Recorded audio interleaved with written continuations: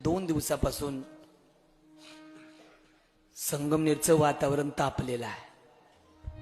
सगळ्यांना माहिती आहे, घटनाक्रम सगळ्यांना माहिती आहे. पण मंडळी, तो घटनाक्रम तशा अर्थानं फार चुकीच्या पद्धतीनं महाराष्ट्रभर पसरतोय. संगमनेर तालुक्याची मोठी बदनामी खरी अर्थानं या निमित्तानं होते. अहो, या संप्रदायाला मोठं करण्याकरता, या वारकरी संप्रदाय करता ज्ञानोबांनी स्वतःला गाडून घेतलेला आहे. या इमारतीचे ते पाया बनलेला आहे. आज हे वैभव वारकरी संप्रदायाचं आपण पाहतोय. ही इमारतीची उंची आपण पाहतोय, इमारतीचं सुंदरपण पाहतोय.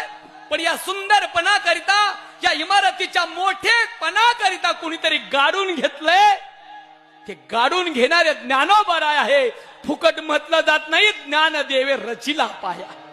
त्या ज्ञानोबरायांनी अशा प्रकारे स्वतःला गाडून घेतलंय आणि हे व्यासपीठ आमच्याकरिता निर्माण करून दिले.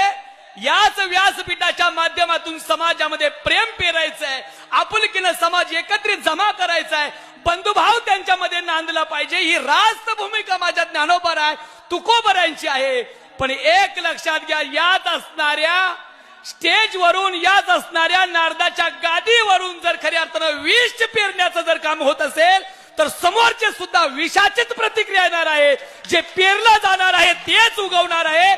म्हणून एक लक्षात घ्या, माझ्या ज्ञानोबरायांनी काहीतरी स्वरूपानं स्वतःला गाडून घेतलंय. कधीतरी याची जाणीव आम्ही मंडळींनी ठेवली पाहिजे. करा दुर्दैव या गोष्टीचा पाठीमागे एक दिवस मागे पडत नाही तर खऱ्या अर्थानं यात असणाऱ्या परंपरेचे पायी जर नथुरामाची भाषा करत असेल तर याचा निषेध आम्ही नाही करायचा तर मग कुणी करायचा. मी कुणाच्या पक्षावर मला बोलायचं नाही, कुणाच्यावर टिप्पणी करायची नाहीये. पण हे स्टेज ते नाहीये, हे वातावरण ते नाहीये, ही जागा ती नाहीये. त्याच्याकरता विशिष्ट अशा प्रकारची जागा आहे, त्याच्याकरता विशेष अशा प्रकारची आंदोलन करण्यासाठी जागा आहे.